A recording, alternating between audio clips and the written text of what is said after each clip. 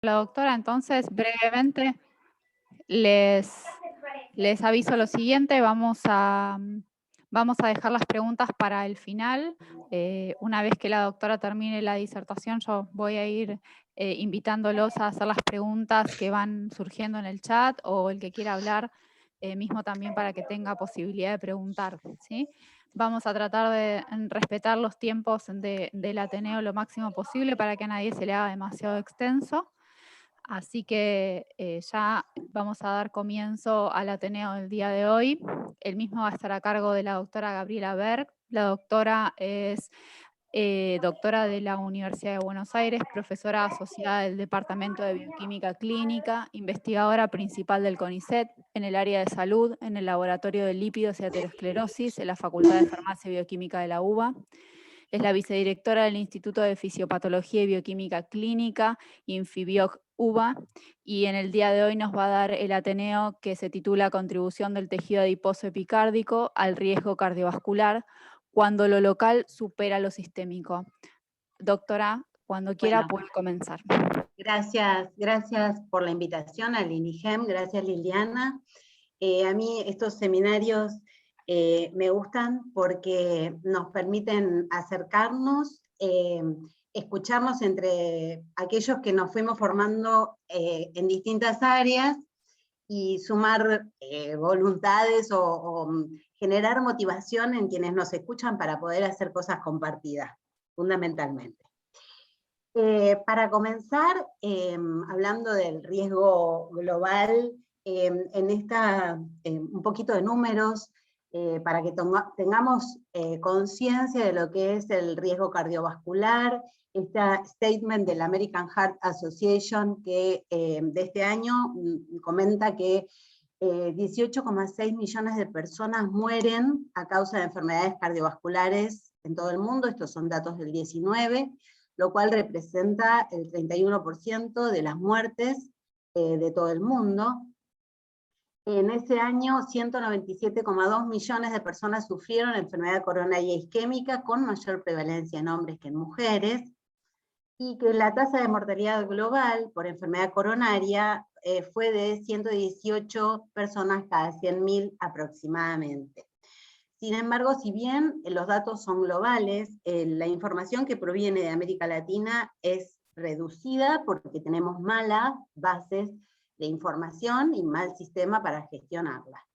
De cualquier manera, en la Argentina, la Dirección de Estadística e Investigación en Salud tiene una publicación que pertenece al Ministerio de Salud, tiene una publicación anual, la última del año 19, que refleja datos del año 17, mostraba que en la Argentina la principal causa de mortalidad son las enfermedades cardiovasculares, superando a los tumores, infecciones, causas externas, con excepción de lo que sería la suma de todas las muertes.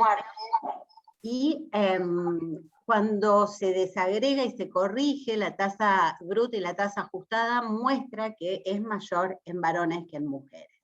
Y con respecto a la cantidad que se registra en nuestro país cada 100.000 habitantes, fíjense que es bastante más alta que la que muestra el AJA en su publicación. Estamos en alrededor de 220 cada 100.000 habitantes, dato que no se modifica en los últimos años. Con respecto a obesidad, también no hay duda de que la obesidad es en este momento un problema global. En nuestro país se encuentra con un porcentaje de individuos obesos con un índice mayor, un promedio mayor a 28,3. Y el DAIS dice que 6 de cada 10 individuos en nuestro país presenta sobrepeso u obesidad. Y la cuarta encuesta nacional de factores de riesgo muestra cómo del año 2005 al 18 aumentó significativamente la obesidad, porque si se fijan, el porcentaje de sobrepeso se mantiene casi constante, pero lo que se verifica es un aumento muy importante en el grado de obesidad.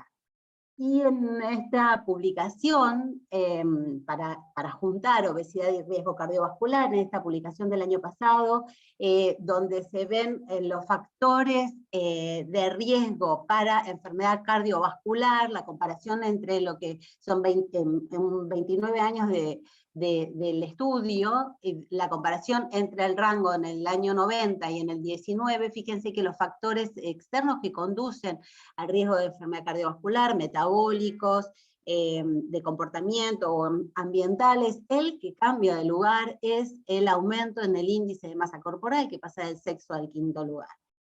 Y este año también el statement de la American Heart Association de obesidad y enfermedad cardiovascular, donde indica que la obesidad conduce al desarrollo de enfermedad cardiovascular y mortalidad independientemente de otros factores de riesgo.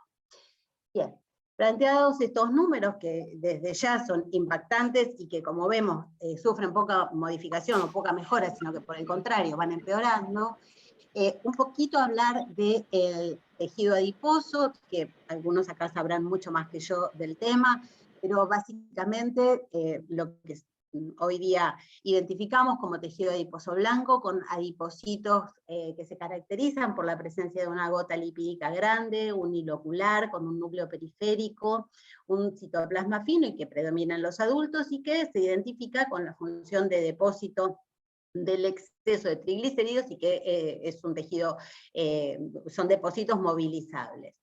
El marrón, que se diferencia porque presenta numerosas gotitas lipídicas multiloculares, con un núcleo excéntrico, esférico, con muchas mitocondrias, y que predomina en el feto y el recién nacido, con la función termogénica ante el estímulo frío, que se ha identificado presente en individuos adultos, y que su función disminuye con la obesidad. Y más recientemente la descripción del beige, que en realidad proviene de la misma línea celular que el blanco, pero que tiene la capacidad de expresar proteínas como la proteína desacoplante de la USP1, que es característica del tejido adiposo marrón, y que puede, ante estímulos, aumentar su número de mitocondrias y asemejarse cada vez más al marrón, o volver hacia el fenotipo blanco, y que ahí es donde está apuntando últimamente también una línea de investigación y de trabajo farmacológico, con el objetivo de lograr este pardeamiento del tejido blanco para aumentar, entre otros factores, la insulinosensibilidad del mismo. Esto de lo que hablábamos antes y que sabemos, la diferencia en la distribución de la grasa troncal, que está asociada a los depósitos viscerales y a alteraciones metabólicas, a diferencia de la glúteo-femoral, que está asociada principalmente a depósitos subcutáneos.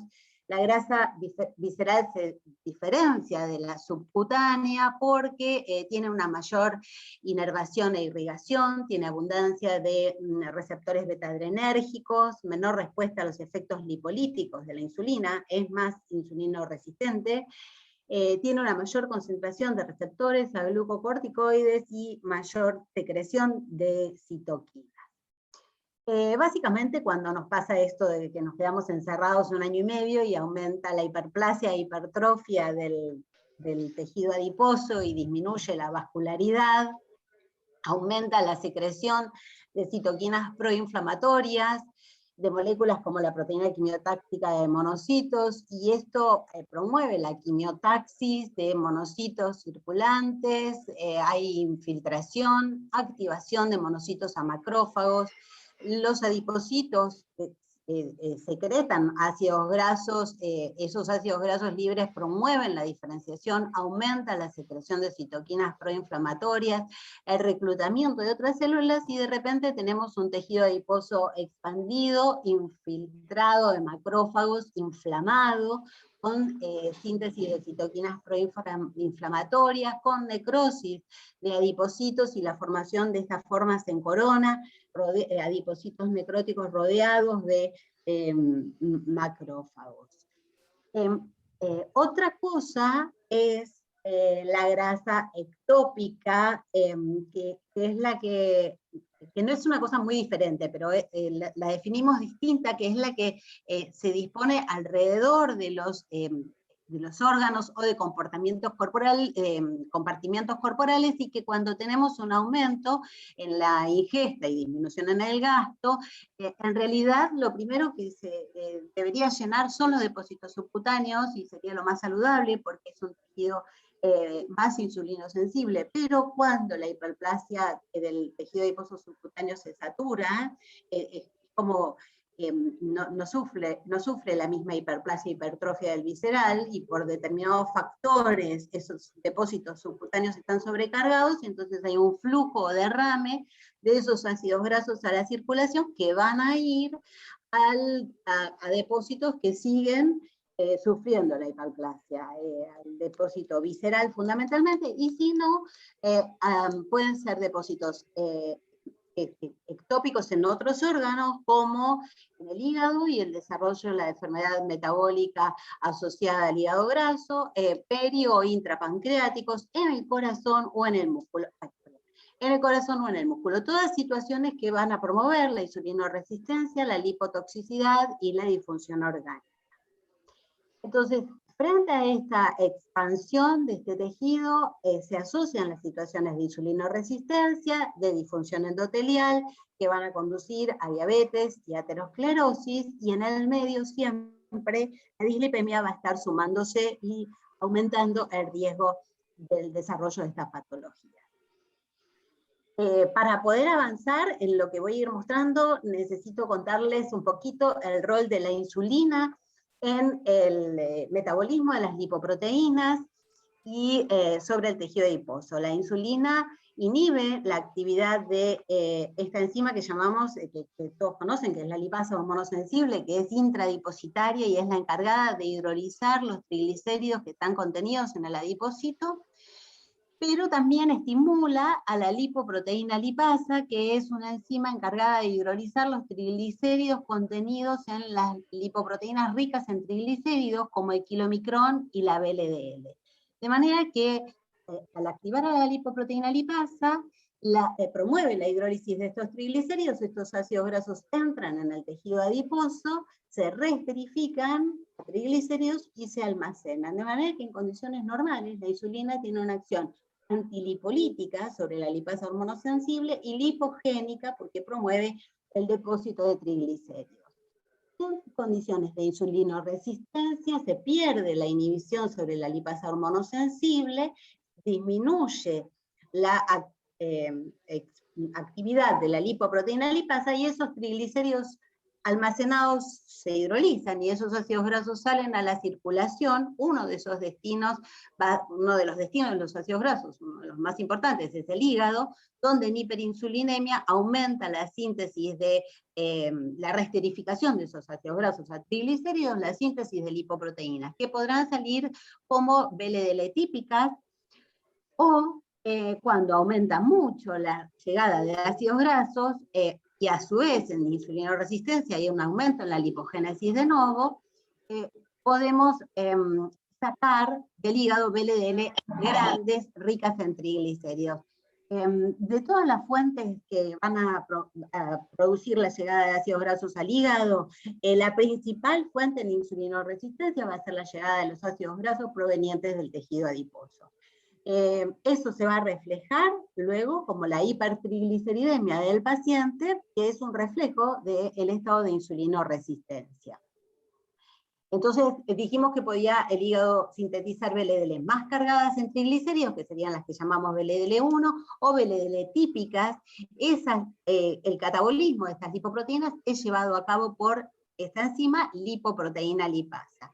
En condiciones de normotrigliceridemia, prácticamente la cantidad de VLDL típicas es igual que la de VLDL grandes, pero a medida que aumentan los niveles de triglicéridos plasmáticos, se observa que aumenta la cantidad de las VLDL grandes y que esas VLDL perduran en la circulación porque el catabolismo de las mismas se ve dificultado y también su clarificación a través de los remanentes de los receptores respectivos.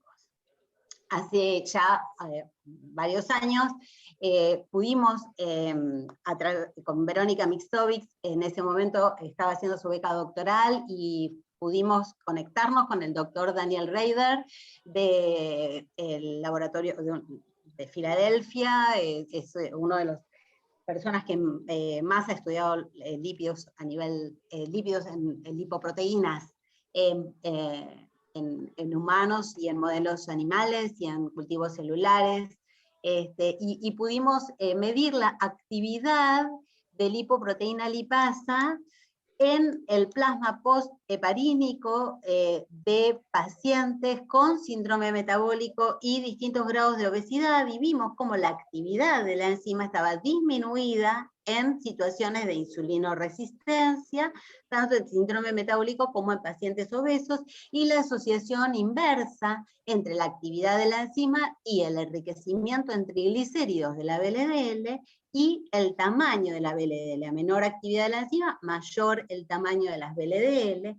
Y las asociaciones inversas con marcadores de insulinoresistencia que presenta esta enzima.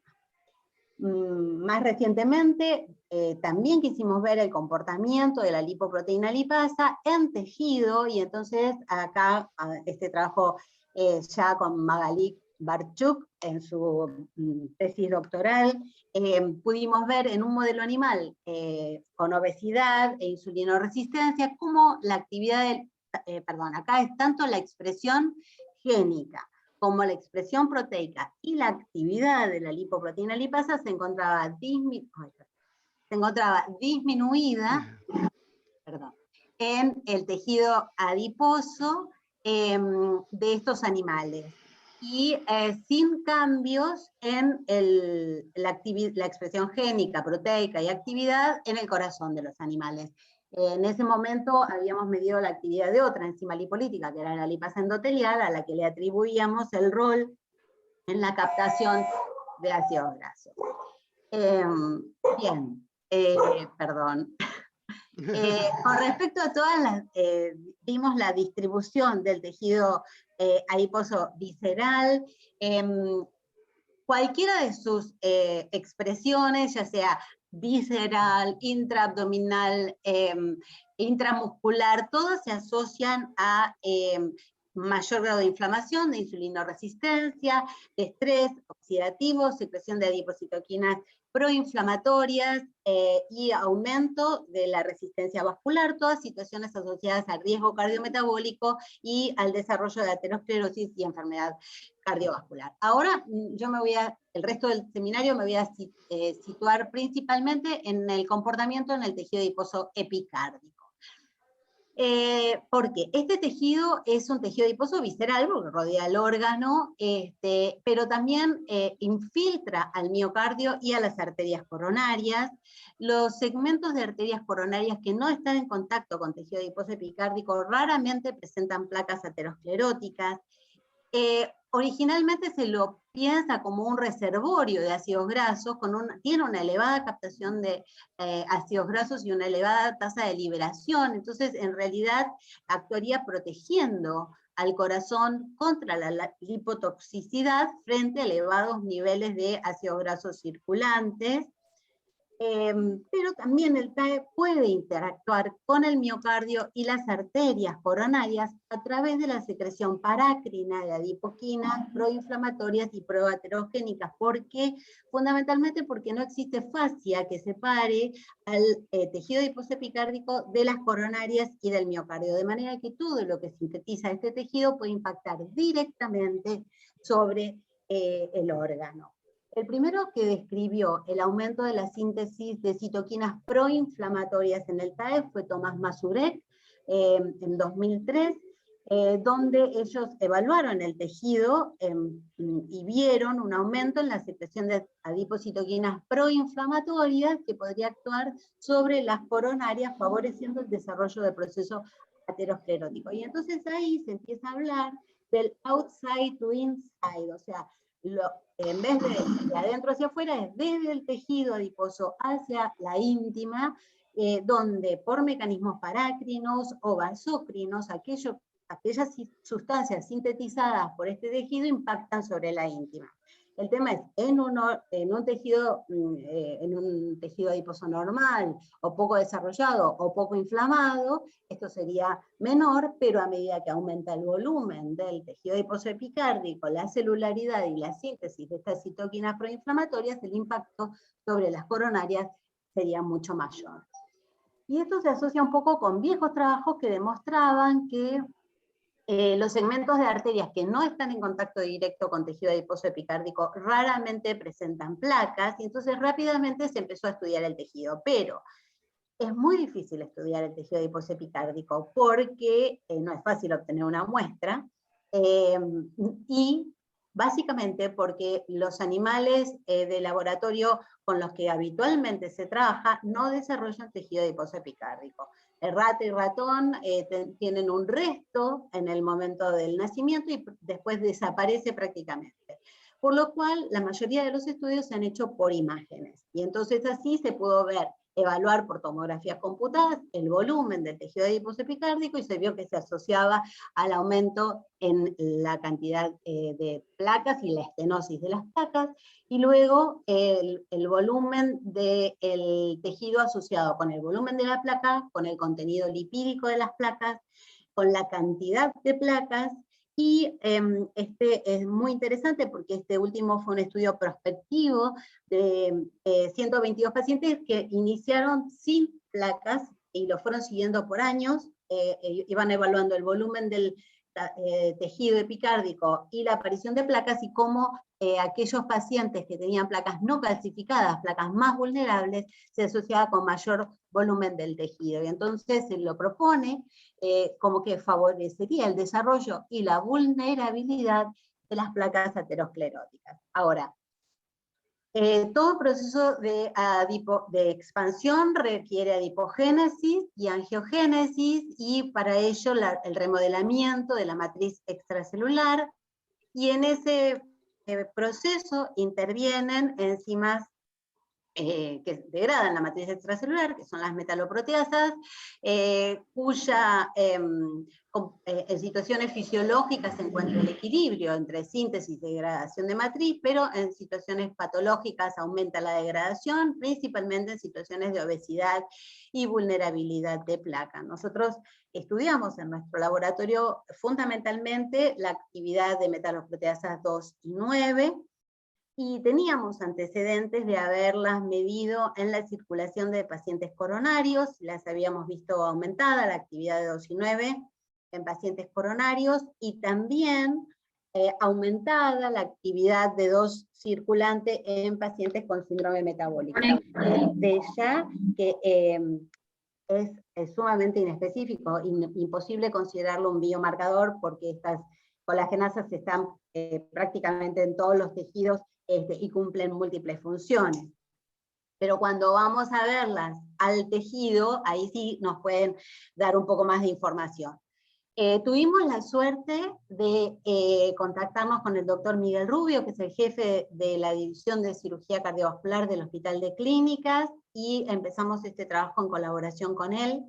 Y entonces obtuvimos muestras de tejido adiposo epicárdico de pacientes que iban a cirugía de revascularización de bypass, a los que consideramos pacientes coronarios, y en lo que no son controles, pero que a nivel global se usa como población control, que serían pacientes que van a reemplazo valvular, de los que también se obtuvo una muestra de tejido adiposo epicárdico y tejido adiposo subcutáneo. Y en un primer momento lo que hicimos fue, bueno, ver las características histológicas del tejido, la expresión de algunos factores de crecimiento, la actividad de metaloproteasas y el estado inflamatorio del tejido. Y en ese momento lo que vimos fue que el tejido adiposo epicárdico presenta adipocitos más pequeños que el tejido adiposo subcutáneo, mayor cantidad de adipocitos por área, sin diferencias entre coronarios y no coronarios, y lo que también vimos fue un aumento en la actividad de metaloproteasa 2 y de metaloproteasa 9 en el tejido adiposo epicárdico de los pacientes coronarios, y esto se asoció con la mayor densidad vascular del tejido de los pacientes.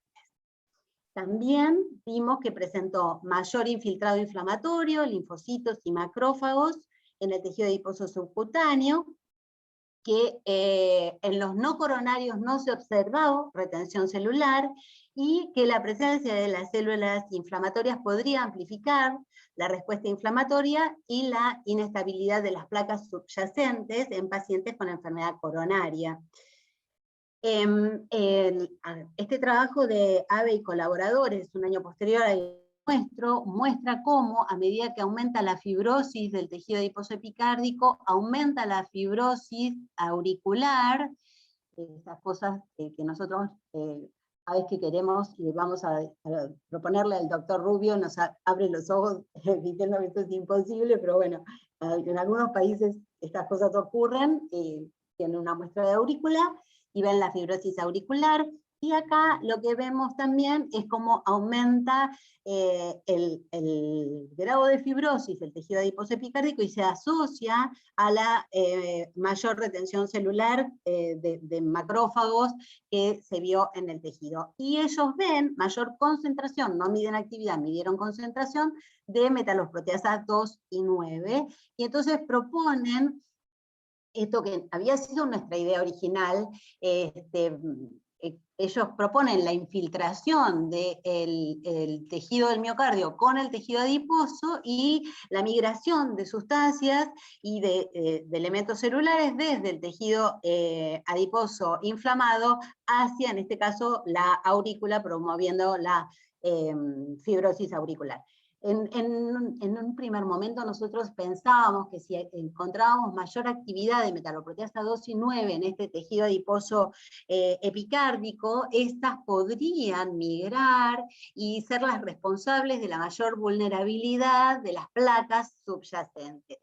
Para nosotros eso fue imposible de probar, de desarrollar. Cuando lo teníamos en mente, aparecieron 2 trabajos de japoneses que trabajaban con corazones de autopsias, pero después también, a medida que fuimos aprendiendo, nos dimos cuenta que no era necesario que las metaloproteasas migraran desde el epicárdico a la placa, porque todo el entorno es tan inflamatorio que en la íntima se desarrolla todo ese estado aterogénico inflamatorio, y la síntesis de metaloproteasas local alcanza para eso.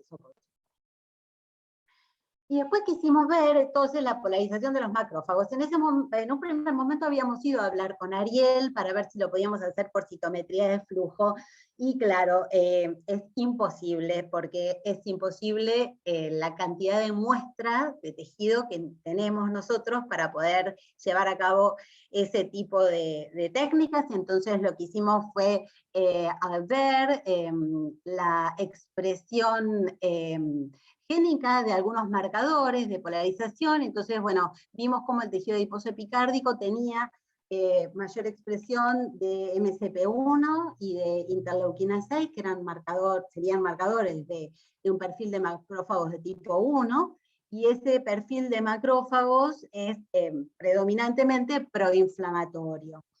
En este gráfico de un trabajo de Patel y colaboradores, ellos proponen, y es aceptado, ¿no es cierto?, que en este tejido adiposo, donde se infiltra de macrófagos, el rol fisiológico del tejido se cumpliría fundamentalmente si se mantuviera un perfil tipo M2, donde el adipocito retendría esos triglicéridos, actuaría como almacenamiento y previene el daño o la lipotoxicidad al miocardio. En cambio, cuando hay un predominio de macrófagos de tipo 1, aumenta el crosstalk entre estas células y aumenta la síntesis de citoquinas proinflamatorias, la necrosis, la formación de estructuras en forma de corona y la enfermedad coronaria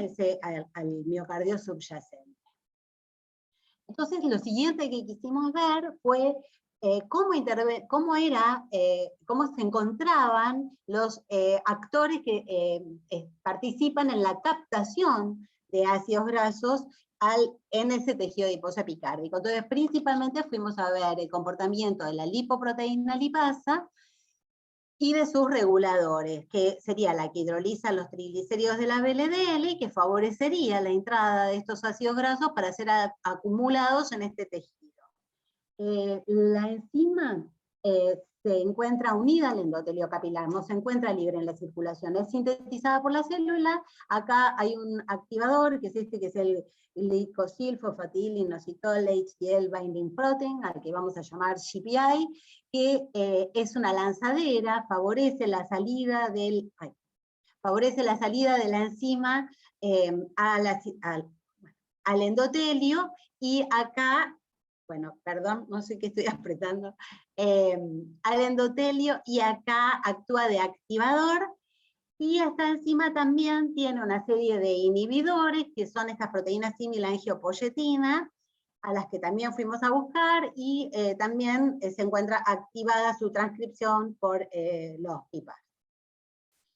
Teníamos antecedentes en la literatura, como este trabajo de Haffer y colaboradores, donde ellos buscaban expresión génica y veían cómo la expresión génica de lipoproteína lipasa en el tejido adiposo epicárdico estaba disminuida con respecto a la de tejido adiposo abdominal, y en la conclusión, que ahí no la van a leer, entonces está traducida más grande, dice que la diferencia de volumen en el tejido adiposo epicárdico entre coronarios y no coronarios no es causada por diferencias en el nivel de mensajero de los genes asociados a la movilización de lípidos, y que se requerían trabajos que evaluaran la expresión proteica y actividad enzimática.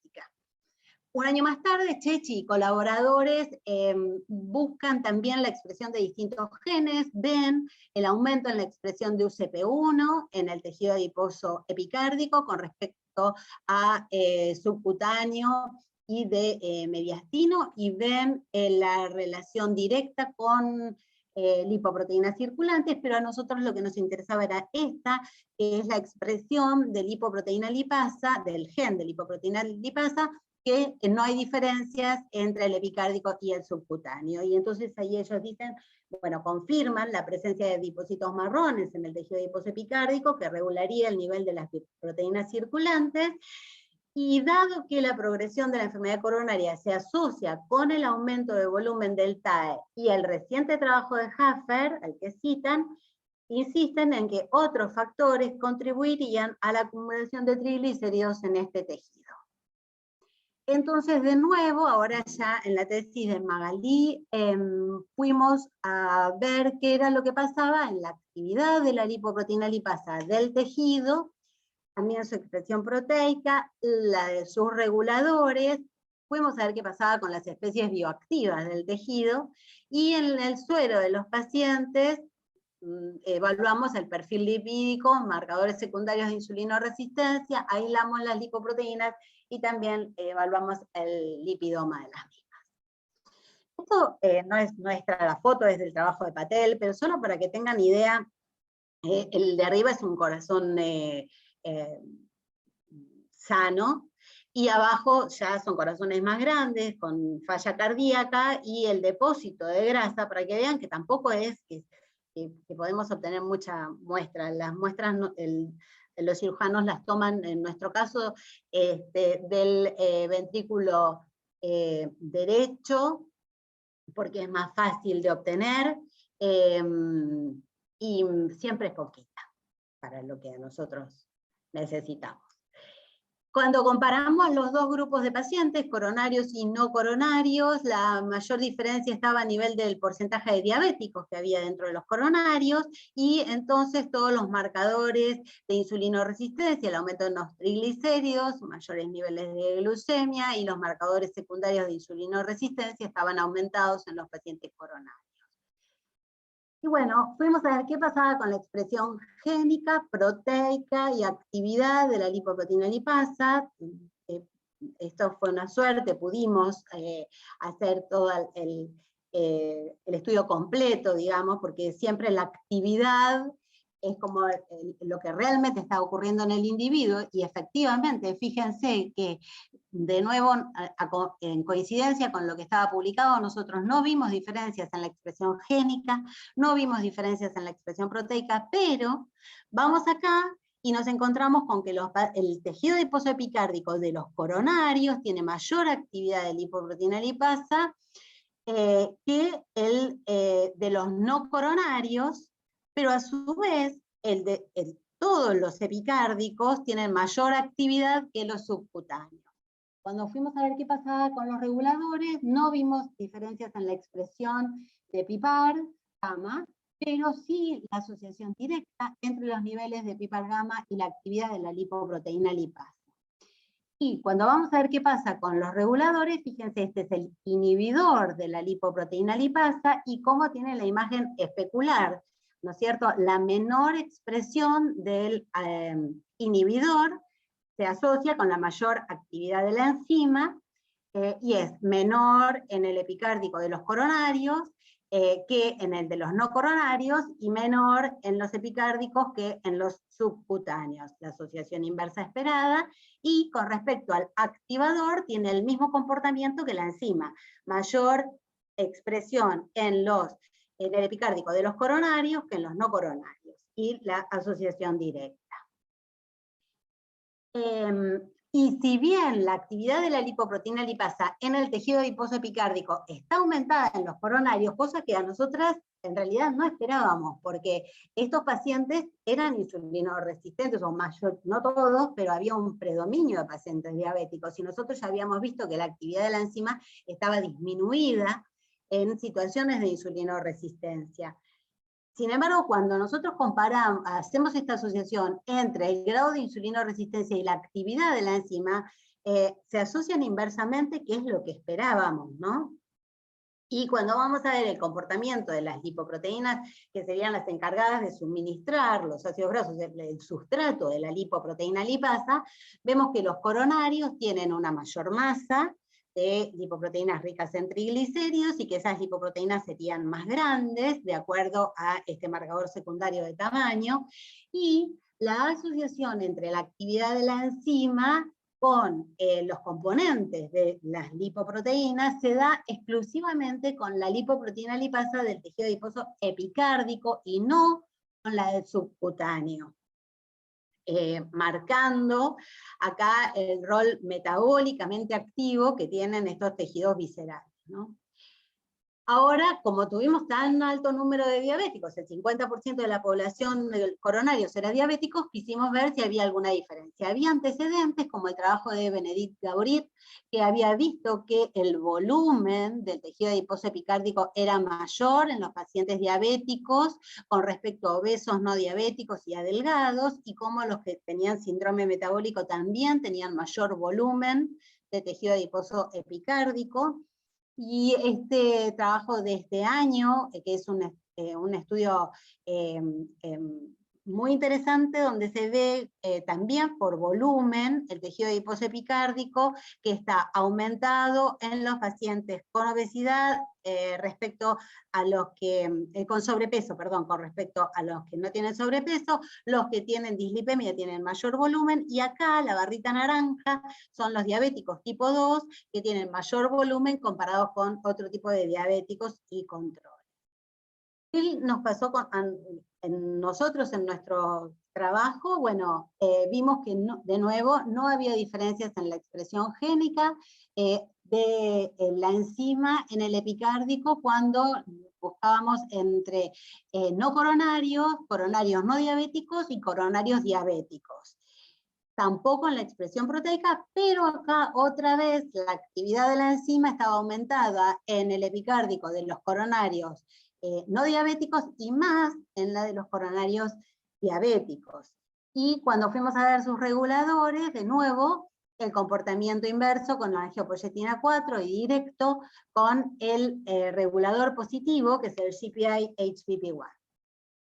Y con los niveles de PPAR gamma.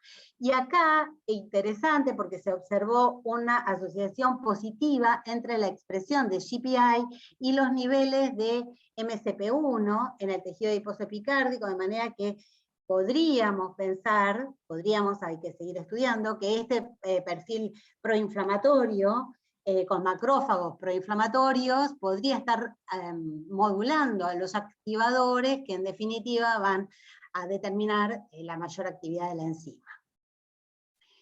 Y después entonces la idea fue ver qué es lo que pasaba a nivel circulatorio de los pacientes, y este trabajo fue en colaboración con el doctor Kazuyuki Nakajima de la Universidad de Gunma en Japón, con quien ya habíamos trabajado en otras líneas. Y acá lo que vimos es que cuando fuimos al plasma de los pacientes, lamentablemente no pudimos medir actividad circulante porque no teníamos plasma postheparínico de estos pacientes, que es el único en el cual se puede medir la actividad de la enzima. Solamente teníamos plasma. Entonces fuimos a medir la concentración, eso se hizo en el laboratorio de Japón, y lo que vimos fue que la concentración de la lipoproteína lipasa circulante era menor en los pacientes coronarios que en los no coronarios, y ya habíamos visto que la concentración de la proteína en el tejido no variaba. Y cuando fuimos a ver qué pasaba con los niveles circulantes del regulador positivo, también era menor, lo cual se asocia con la menor concentración circulante en estos pacientes. Entonces, la conclusión fue que los niveles circulantes de la enzima y de su activador no reflejan el comportamiento observado en el tejido adiposo epicárdico en los pacientes con enfermedad coronaria, y que el aporte del tejido a los niveles circulantes es menor frente a otros tejidos adiposos. Esa es nuestra hipótesis, ¿no? O sea, como la enzima es sintetizada por todos los tejidos adiposos y también por el tejido muscular, es mucho más el aporte que pueden hacer otros adiposos y todo el músculo que lo que puede hacer el tejido adiposo epicárdico.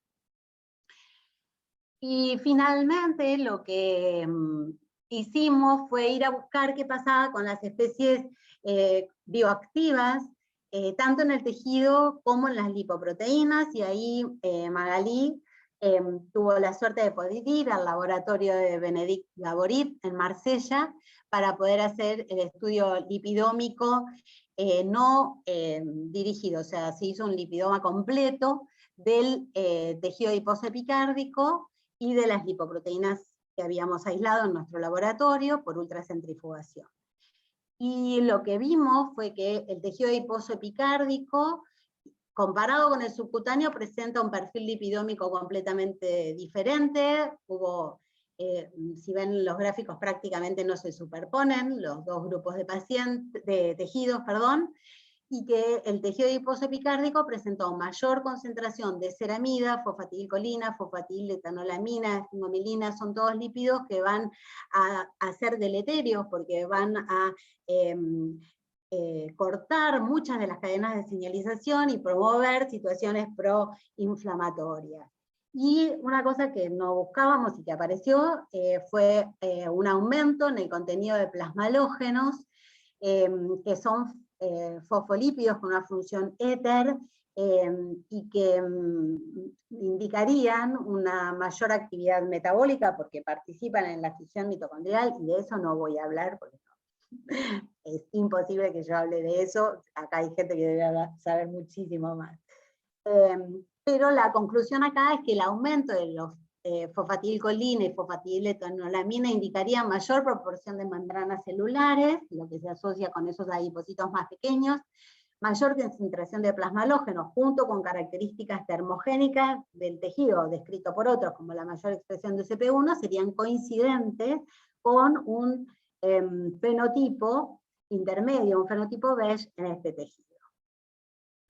Cuando fuimos a ver el lipidoma de las lipoproteínas circulantes y compararlo con el lipidoma del tejido adiposo epicárdico, vimos que en realidad solamente había 51 especies en común, de las más de 200 especies que se identificaron, y solo había correlación en 5 especies.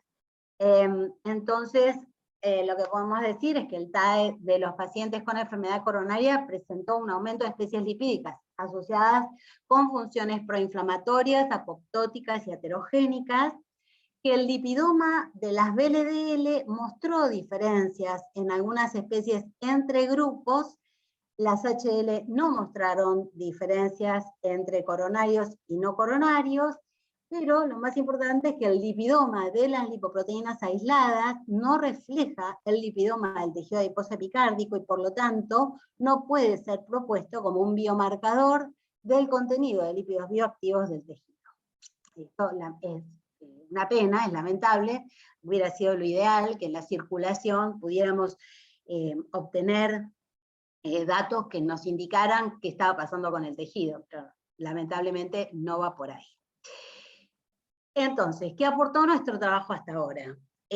Bueno, primero que el aumento en la actividad de la enzima en el tejido explica el perfil lipogénico de este tejido aún en situaciones de insulinoresistencia, promoviendo la captación de ácidos grasos de las lipoproteínas y justifica su aumento de tamaño en la enfermedad coronaria.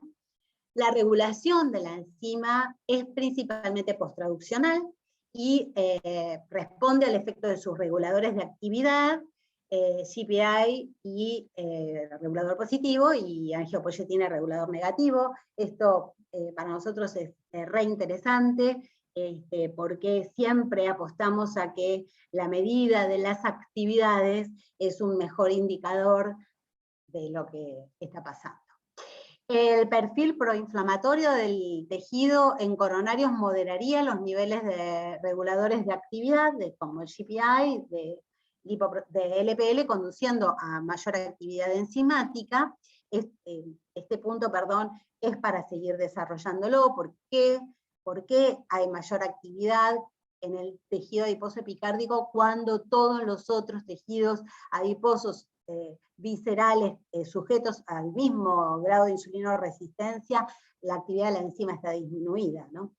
El lipidoma del TAE explica el mayor tamaño de los adipocitos, la mayor capacidad lipolítica y lipogénica, así como su fenotipo, y esto que es que la medida de los biomarcadores circulantes no refleja el comportamiento del tejido, y entonces lo sistémico no nos ayuda para describirlo.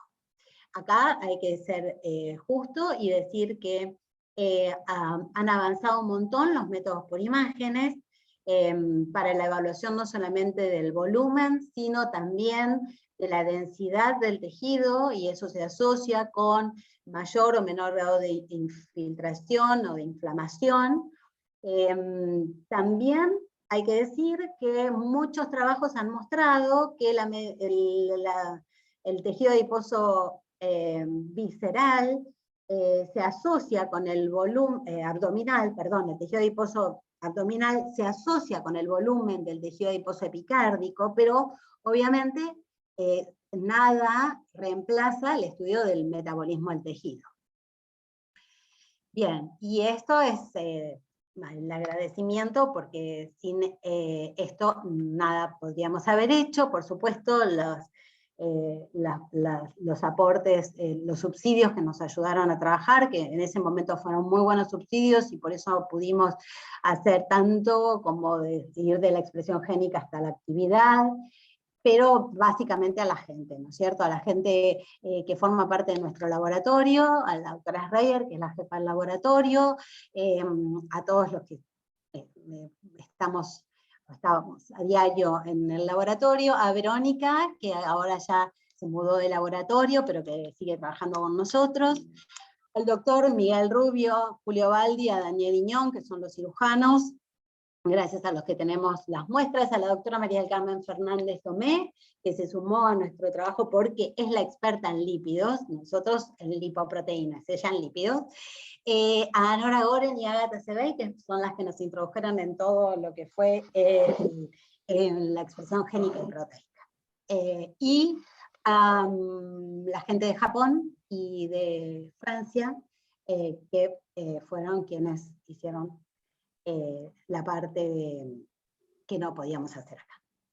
Bueno, muchas gracias. Y ahora, si quieren... Muchas gracias. Muchas gracias, doctora. No sé si quedaron preguntas para hacerle a la doctora, si quieren empezar. Yo tengo una pregunta, no sé si me anoto.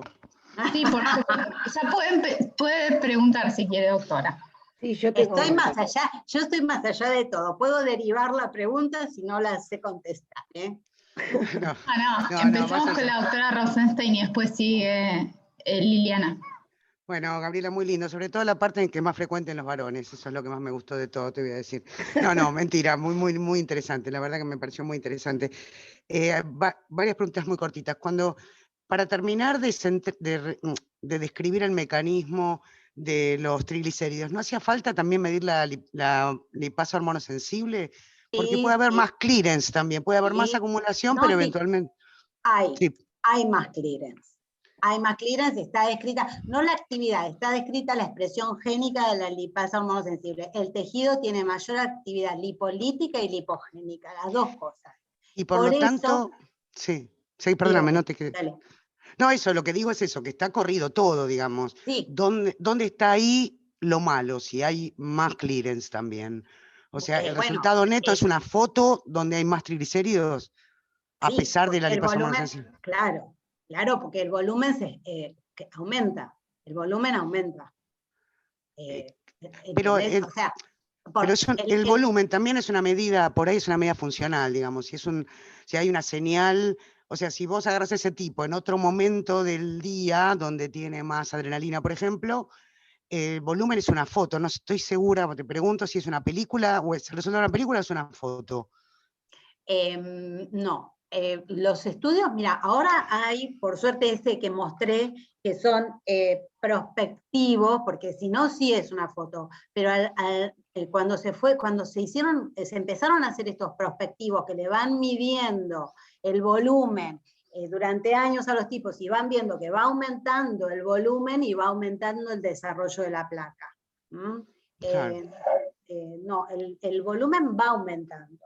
No es una cosa de que en un momento del día la vas a tener aumentado y en otro no. Y el volumen es claramente expensa de los triglicéridos. ¿No hay otro factor que afecte el volumen más que los depósitos?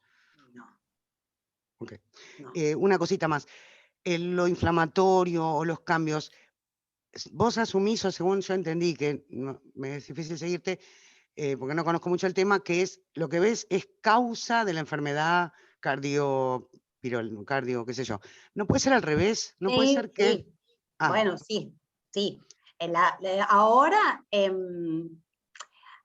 el tema es el siguiente. Ahora vienen muy bien los trabajos que te insisto con el prospectivo, porque van viendo, ¿no es cierto? Pero también es cierto que no hay placas, o hay muy pocas placas donde no hay tejido adiposo epicárdico. Entonces, ahí, pero sí, la teoría actual es del outside to inside, de afuera hacia adentro. Qué sé yo, sí, eso es un crosstalk. Eso es un crosstalk sin duda, porque la arteria empieza a desarrollar la placa, todo eso se inflama, y todo eso también produce citoquinas proinflamatorias. Por eso, sobre todo pensando en inflamatorio, podría ser también consecuencia. Sí. Claro, perfecto. Sí. Y una más, vos decís que el efecto es local, pero también tenés una alteración en las lipoproteínas, ¿no? Hay mayor oferta, así que es una parte. Sí, yo cuando puse el título después, me jugué mucho con el título, porque lo sistémico, no hay dudas que también contribuye. Sí. Perfecto. Muchísimas gracias, me encantó, la verdad, muy lindo. Muy lindo. Gracias, Ruth, gracias. Emma, ¿querés pasar a tu pregunta? Después sigue la doctora Seton. Dale, bueno, Gaby, me encantó el seminario, realmente muy lindo, y te agradezco una vez más por haber aceptado la invitación, porque sé que estás tapada de trabajo, así que bueno, yo le decía, después siempre me arrepiento y después cuando termino estoy contenta, ¿no? Bueno, está bueno eso, por lo menos. Perdón, una cosa que para mí es importante, que lo dije al principio, pero lo quiero repetir, es que estos seminarios tienen que servir para que ustedes también se entusiasmen, porque nosotros hace 1 año y medio que estamos parados, y tenemos muestras frisadas. Y no tenemos nuevos pacientes. Entonces, esto es para que o sea, el abordaje siempre es desde distintas aristas, ¿no es cierto? Y por ahí algo que no se nos ocurrió a nosotros, a alguien le interesa, y seguimos sumando colaboraciones que sin eso nosotros no hacemos nada, ¿no? Eso. Perdón, Lili. No, está bien. Vos mostrás que, digamos, el aumento de tejido adiposo epicárdico contribuye al al microambiente de la placa ateromatosa, sin duda, por lo que mostrás. Mi pregunta es, ¿se demostró si hay alguna relación entre la cantidad de tejido adiposo epicárdico y la vulnerabilidad de las placas? ¿Alguna Bueno, relación directa de que bueno, aquellas personas que tienen mayor tejido epicárdico, a igual nivel de lipoproteínas plasmáticas me refiero, esas personas, sus placas son más vulnerables a un infarto agudo de miocardio, por ejemplo? viste que hay uno que lo asocia con el mayor cantidad de placas no calcificadas, que son placas Sí. más vulnerables. Pero yo me refiero a si modifica, digamos, la composición de la placa de manera tal de que esa placa, digamos, tenga menor casquete fibroso y sea más vulnerable a ruptura y a... Okay. Sí, lo que pasa es que todo el ambiente proinflamatorio hace a las placas más vulnerables, ¿no? Esas placas hay mayor cantidad de metaloproteasas, que nosotras habíamos empezado originalmente ahí, que después dijimos no hace falta, pero todo, la migración de las células musculares lisas hacia la íntima, más los macrófagos, todo sintetiza más metaloproteasa, degrada colágeno y la placa se hace vulnerable. Todo el proceso inflamatorio se asocia a más vulnerabilidad de placa. O sea, ¿hay algún estudio que demuestra una linealidad en que a mayor cantidad de tejido epicárdico adiposo, mayor probabilidad de infarto agudo de miocardio, digamos? Esa era. Sí, Okay. sí. Y otra preguntita corta, ¿hay algún estudio que muestre alguna predisposición genética en los individuos a poder, digamos, a tener mayor cantidad de tejido adiposo epicárdico? Yo creo que es como toda predisposición genética para desarrollar tejido adiposo. No sé, tendría que ser con estudios ahora de buscar algunos marcadores, pero no, me parece que queda sujeto a la norma de la predisposición genética para el desarrollo de tejido adiposo. En general, está bien. Sí, bueno, Gaby, sí. muchísimas gracias y una vez más gracias por aceptar esta invitación. No, un gusto. Gracias a vos, Lili. Bueno, continuamos entonces con la pregunta de la doctora Patricia Cetón. Doctora, si quiere hacer su pregunta. Sí, gracias. Bueno, Gaby, te felicito, me encantó el trabajo. Hace mucho que no estaba, digamos, observando el trabajo del área de lípidos y realmente me sorprendió muy satisfactoriamente. Bueno, te felicito. Gracias. Me gustó mucho. Bueno, te hago un par de preguntas. Yo no manejo el tema, pero cuando vos mostraste las imágenes de los corazones, mostrando la cantidad de tejido adiposo, sí, que no son nuestras, que no son nuestras, son de bibliografía, te quiero decir. Sí, no importa, pero me llamó la atención que yo hubiera esperado que tendría que haber habido mucha más acumulación de tejido adiposo en los corazones dañados, ¿sí? Es como que me pareció que, es verdad que es mínima la cantidad de tejido adiposo de la que vos podés disponer para hacer experimentos, pero no me pareció que hubiera tanta diferencia en los pacientes. Hay de todo, Patricia, hay de todo, pero vos si lo ves bien, la ves que está fundamentalmente acompañando las coronarias, ¿no? O sea, está fundamentalmente rodeando a las ramas que irrigan al corazón. Pero hay de todo, yo elegí esas, capaz que podría haber buscado muchas para que vieran variedad. Pero hay diferencia, hay gran cantidad acumulada.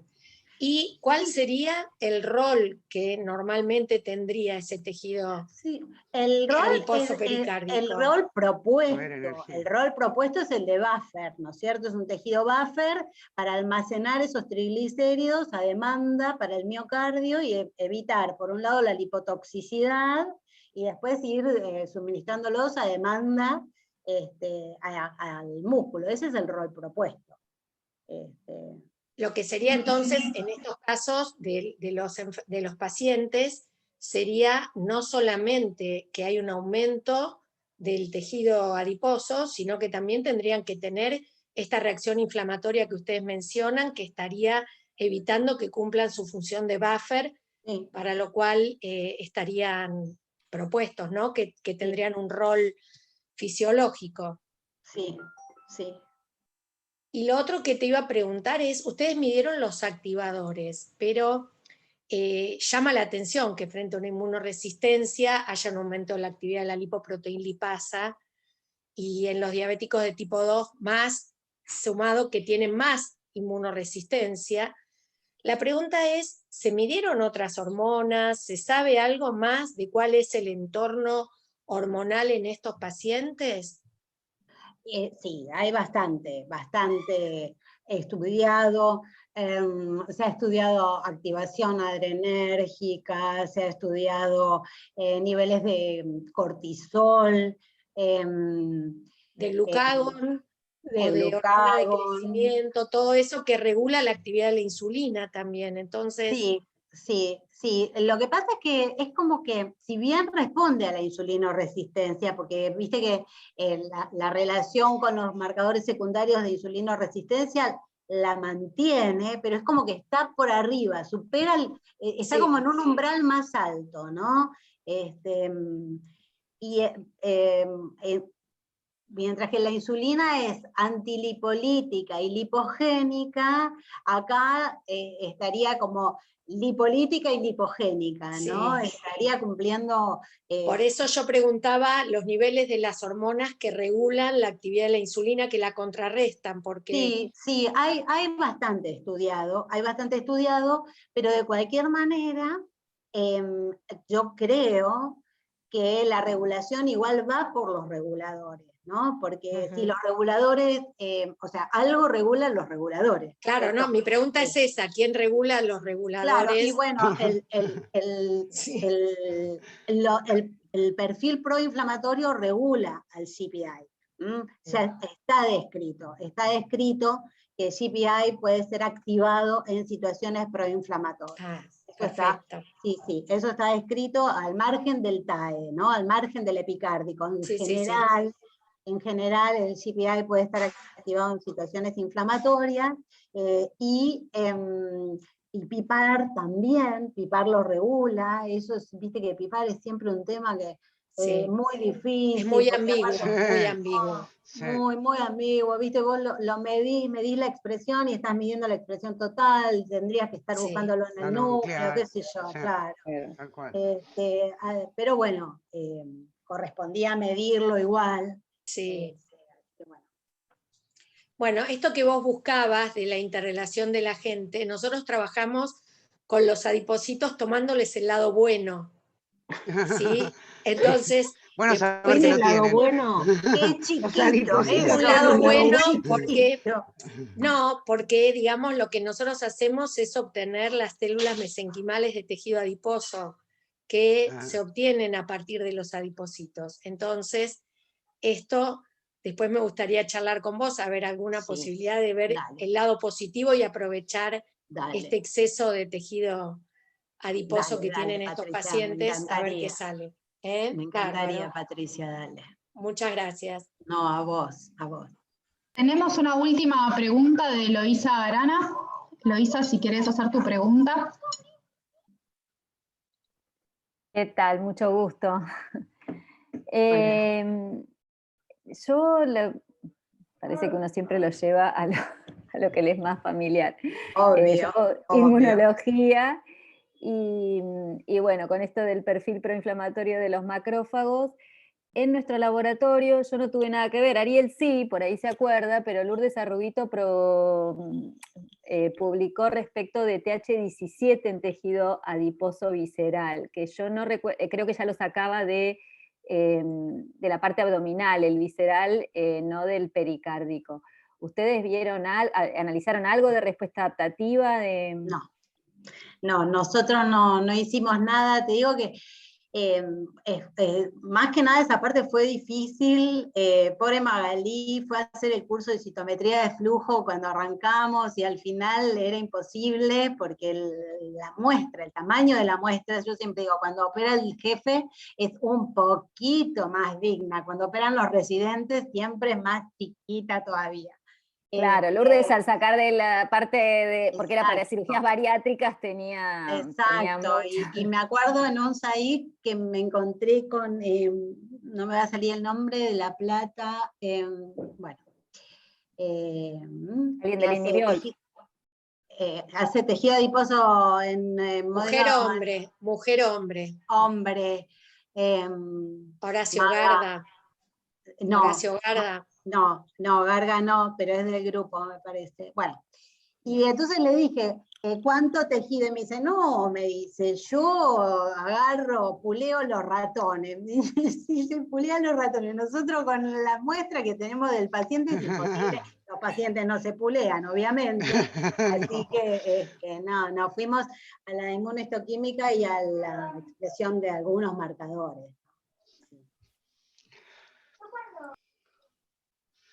Tenemos 2 preguntas más, es muy justo el tiempo que tenemos, así que les pedimos por favor que sean bastante concisos en las mismas. Está primero Guillermo Gianbartolomei y la última pregunta después para la doctora Rosenstein, ¿sí? Te llegó el turno, de Guillermo Hola, Gianbartolomei. Guille. ¿Qué haces? No, más que un comentario respecto, porque todo el tiempo que vos decías lo escasa de la muestra y todo esto que dijo Patricia y qué sé yo, ¿hay alguna posibilidad? Digamos, es muy bueno el abordaje de tomar muestras de pacientes, pero a veces te encontrás con esto que vos te encontrás. ¿No hay, digamos, modelar esto in vitro con líneas celulares? No es lo mismo, pero para lo mecánico. Pero para los mecánicos, digo, porque, digamos, y humanas, digamos, hay líneas de endotelio, hay cardiomiocitos en línea, y hay adipocitos y preadipocitos que vos podés laburar en llevarlos al estado que vos quieras. Pero tenés que hacerles un infarto antes, es complicado, ¿no? Lo mismo, vos podés tener lo de los pacientes y luego jugar a que sos la naturaleza y ponerle y sacarle, y entonces citometría, RT-PCR y todos los bolonquis que vos dijiste que no, ahora se transforman en sí. Y entonces vos vas a... Pero Guillermo, para que llegue a eso que vos le proponés, que yo no se lo quise proponer para no complicarle la vida a Magalí, pero para eso... Hay que hacer una lista de la célula primero. Porque nosotros tenemos todo eso, lo tenemos ya en la cabeza recontra madurado, recontra. Tenemos hasta el nexo con Uruguay, que Magalí fue al laboratorio de Rubo, que Rubo y Radi y Rubo, ¿vieron? Los uruguayos, fue a lo de Rubo. Tenemos hasta los fármacos para utilizar en el tejido. Nosotras fuimos para cultivar los explantes. Lo primero que pensamos fue organoides. ¿Qué es lo que Esa me gusta más. Esa me gusta más. Esa me gusta más. Necesitamos financiación todos, armar un grupo y juntar todos los de muestras en humanas para hacer organoides. Lo que pasa, Gaby, que los explantes serían de periférico, no de cardíaco. Entonces, yo digo, no, de cardíaco, de cardíaco. Ok, bueno. Esa es la clave. El explante del epicárdico, que a los uruguayos no les gustaba, porque dice que no me va a entrar bien el nitroleico, me va a quedar en la periferia, en las células del exterior, no se va a meter, bueno. Fuimos por eso y vamos a seguir con eso. ¿Puedo hacer otra propuesta sin que Magalí me acogote acá en el... No. Vamos, o sea, vamos. Porque esos adipocitos que vos podés aislar el tejido epicárdico, vos los podés desdiferenciar o podés obtener estos que yo te digo, las células mesenquimales de tejido adiposo, y después rediferenciarlas a adipocitos. Las células mesenquimales de tejido adiposo proliferan muchísimo. Entonces, vos podés aumentar el número, no sé cómo va, digamos, hay que caracterizar después si esos adipocitos que vos vas a obtener van a ser semejantes a los que tenías inicialmente, pero esa es una estrategia en la cual quizás hasta es un poquito más fácil que lo que dice Guille, de poder aumentar el número. Lo dije, lo que yo digo, lo mío es más fácil porque lo mío es más irreal todavía, porque son líneas celulares. Victoria del Pino tiene líneas celulares de adipocitos, líneas de epitelio que se parezca a lo que sea, o endotelio se consigue. Entonces venís con monocitos de sangre periférica, podés Armás todo articular un combo. Sí, Sí. Claro, nosotros... lo que dice Sí. Patricia, bueno, porque vos vas de Besenquival. O sea, es como una célula madre y después la programás para que sea el adipocito que vos querés. Laburo es para campeonato, pero está buenísimo. Sí, sí. Nosotras vamos a probar con el explante, es lo que más nos gusta. Ajá. Igual con Magalí, como estamos impacientes en este momento, con Magalí lo que estamos trabajando es en cultivo primario de adipocito para ponerlo a punto, porque nosotras no teníamos esa tradición en nuestro laboratorio. No. Recuerden que somos bioquímica clínica, Claro. hemos hecho un salto importante, pero Sí. de a poco. Así que ahora sí tenemos laboratorio de cultivo y bueno, con Maga estamos probando con cultivos primarios, pero ni bien tengamos las muestras de los pacientes, vamos a tratar de ir al cultivo del explante, porque teníamos todo ya. Sí. Pero además... No, solo, sí, perdón. No, Magali, no, discúlpame. solamente un comentario de que yo creo que lo más dificultoso para nosotras va a ser que tenemos que tener en cuenta que la muestra de la biopsia que tenemos de tejido es muy chiquita. Hay veces que son 20 miligramos, 50 miligramos, y eso por ahí es complicado para hacer el cultivo.